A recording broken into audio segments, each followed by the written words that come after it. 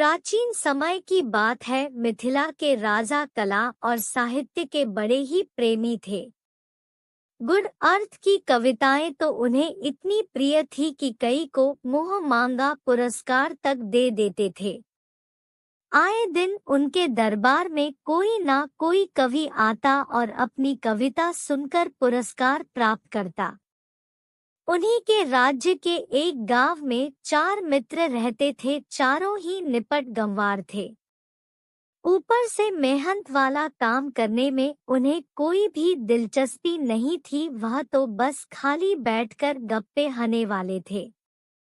कैसे करके उनका गुजारा हो जाता था। एक दिन चारों मित्र मंदिर के पास बैठे हुए थे और बहुत ही गहन विचार विमर्श कर रहे थे कि कुछ ऐसा किया जाए कि खाने के लाले ना रहे, पर क्या किया जाए यह किसी की समझ में नहीं आ रहा था। उनमें से एक बोला, हम इसी गांव के मंदिर में पुजारी बन जाते हैं।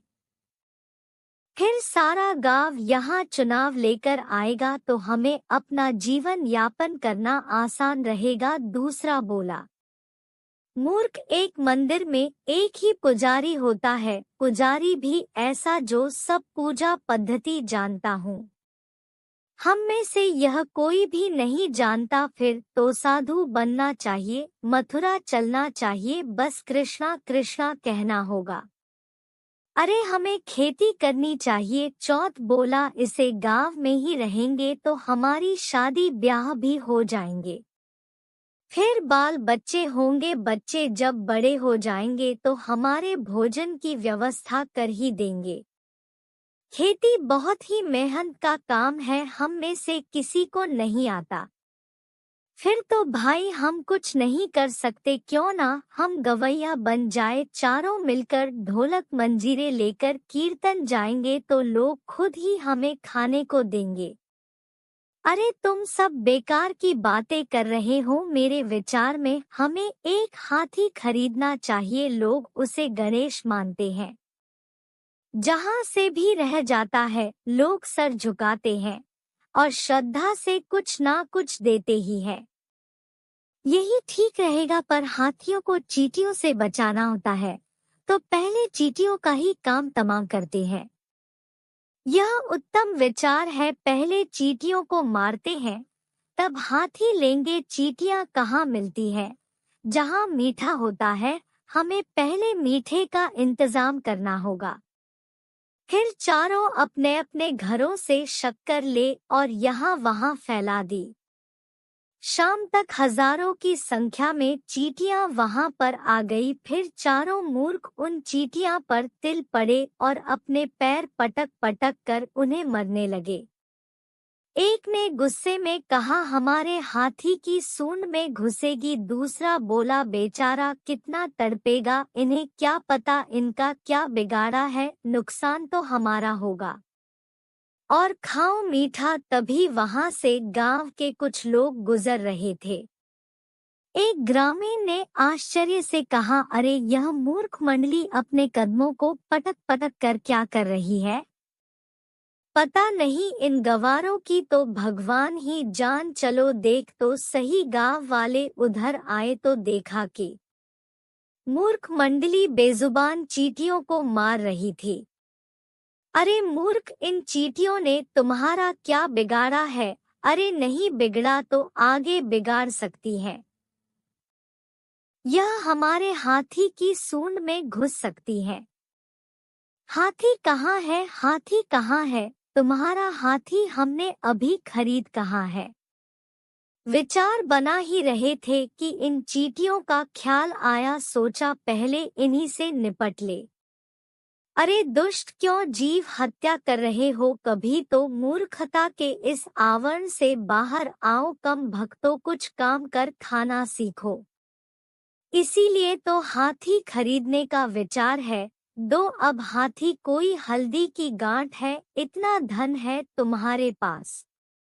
चारों हक्के बक्के रह गई। धन तो नहीं है, फिर हाथी कहाँ से खरीदिए? चारों बैठकर विचार करने लगे। यह बात तो सही है। चारों मित्र इसी उधेड़बुन में थे कि हाथी खरीदने के लिए धन कहाँ से आएगा। तभी उन्हें लाल बहादुर आता हुआ दिखाई दिया। दरअसल लाल बहादुर के सिर पर एक बड़ी सी पोटली थी।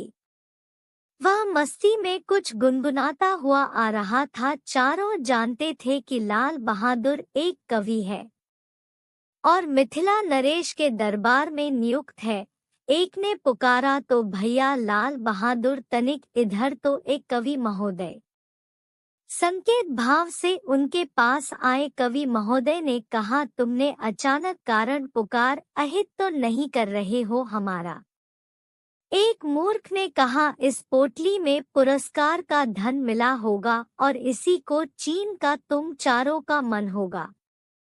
कवि ने दुख जोड़ दी, याद रखो कि राज कवि हूँ मैं, अब सूली पर लटका दूंगा। मनोज, तब अच्छा यह बताओ, एक कविता सुनाने का क्या पुरस्कार मिलता है? यह तो कविता पर निर्भर है, कवि ने बताया। कविता अच्छा हो तो कई का घर भर जाता है। चारों ने लाल बहादुर को विदा कर दिया। भाई अब तो यही मार्ग है धन कमाने का, चलकर दरबार में एक बढ़िया सी कविता सुना देते हैं। हम कहाँ से सुना दे, हमको कुछ आता ही कहाँ है। अरे चले चलो, कविता तो बन जाएगी। चारों चल पड़े। रास्ते पर सोते रहे पर कुछ समझ में ना आया। रास्ते में चारों एक विशाल गूलर के पेड़ के नीचे सो गए। अचानक एक गूलर का फल टूटकर एक मूर्ख के ऊपर आ गिरा। वह अचानक बोल उठा, पकड़ गूलर। दूसरा उत्साह से बोला, अरे वह यह तो कविता हो गई, कुछ और जोड़ने पर तो बन ही जाएगी। चारों उसे एक पंक्ति को याद करते करते आगे बढ़ने लगे। रास्ते में एक औरत पीपल के पत्ते तोड़कर ले जा रही थी। दूसरा मूर्ख बॉल, लाइव पिपरी नहीं। तीसरे ने कहा, पककर गूलर गिर गए, लाइव पिपरी नहीं, वह यह तो कविता की पंक्ति बन गई। अब कुछ और सोच लेते हैं। चारों आगे बढ़ चले। एक जामुन के बगीचे में पहुंचे। वहां पेड़ों से टूटकर इतनी जामुन जमीन पर गिरी पड़ी थी कि जमीन काली नजर आ रही थी। चारों बिन बिन कर जामुन खाने लगे। एक बोला, कितनी जामुन है, सारा दिन बिन तो भी खत्म ना हो। जामुन अंत न पोन। तीसरा साथी बोला, अरे वह मेरे हिस्से का काम भी हो गया। जमुना अंत न पोन कैसी रही, गूलर पड़कर गिर गए, लाइव पिपरी नई, जामुन अंत न पे। भाई अब तो बात बनती नजर आ रही है। एक मूर्ख बोला, अब तो बस इस चौथे यार को कुछ सोचा होगा। मैं भी सोच लूंगा, कुछ नजर तो आने दो। फिर चारों वहां से चल पड़े। अब मिथिला नगरी दिखाई देने लगी थी। चौथ अभी तक कुछ सोचा पाया था, तभी उन्हें दो औरतें लड़ाई करती हुई दिखाई पड़ी। उनमें से एक वृद्ध थी और दूसरी युवा थी। चारों में जाकर उनसे आपस में झगड़ने का कारण पूछा। कारण कैसा? वृद्धा बोली, यह तो मेरी बहू है, सास बहू तो आपस में झगड़ती ही है, तुम अपना रास्ता नापो। चौथ बोला, बार बस धनी रा भाई, वह हमारी तो कविता पूरी हो गई, चलो अब दरबार चलते हैं। चलो भाई। चारों मित्र खुश थे कि एक बहुत ही कठिन काम वे मिलकर कर चुके थे। अब दरबार में कविता सुनाने की देरी थी कि राजा उन्हें ढेर सारा पुरस्कार देगा और वह हाथी खरीद लेंगे। जब चारों दरबार में पहुंचे तो दरबार पूरी तरह सजा हुआ था। मिथिला नरेश अपने सिंहासन पर बैठे थे। महाराज की जय हो, हम चारों संयुक्त कविता के कवि हैं और आज राज दरबार में अपनी बनाई हुई एक कविता आपको सुनने की आज्ञा चाहते हैं। महाराज खुश हो गए। कविता तो उनका प्रिय विषय था। महाराज बोल, अवश्य सुनाइए कवि महोदय। महाराज, हमें पुरस्कार में इतना धन तो मिल ही जाएगा कि हम हाथी खरीद सके और अपना जीवन यापन कर सके। सारे दरबारी यह बात सुनकर हंस पड़े। ऐसा कई सभा में पहली बार हुआ था कि कुछ सुनने से पहले ही पुरस्कार की मांग कर रहे थे। पहले आप लोग अपनी कविता सुनाएं। दरबार में बैठे हुए गोनू झा मिथिला के एक बहुत ही जाने माने विद्वान थे। राजा ने उन्हें खास तौर पर अपनी राज्यसभा में नियुक्त कर रखा था। गोनू झा ने आगे कहा, महाराज स्वयं आपकी कविता का मूल्यांकन करेंगे, वह किसी पुरस्कार योग्य है अथवा नहीं।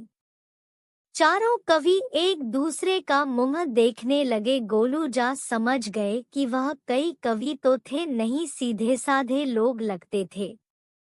वह एक एक करके अपनी कविता की पंक्तियां बोलने लगे। गूलर पग पग गिर गए हो, लाइव पापड़ी नई जामुन अंत न पायो। कविता सुनकर राजा के माथे में बल पड़ गए। इस तुकबंदी की कविता का अर्थ उनकी समस्या बाहर था। वैसे तो वह कविता बहुत ही अच्छा और रहस्य अर्थ वाली लग रही थी। महाराज ने कहा, कहियो क्या इस कविता का अर्थ आप बता पाएंगे? चारों बेचारे एक दूसरे को देखकर उदास हो गए।